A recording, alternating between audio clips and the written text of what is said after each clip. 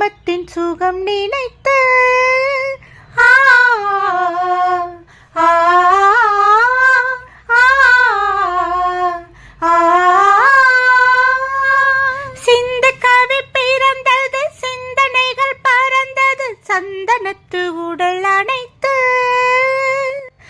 இதழில் ஒரு ஓலை எழுதும் இந்த வேளை இளமை என்னும் சோலை முழுதும் இன்பலீலையா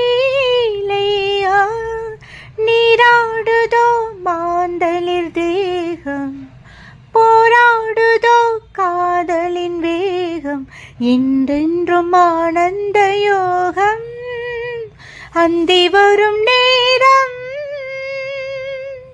வந்ததொரு ராகம், ஏதேதோ மோகம், இனி தீராதோ தாகம்.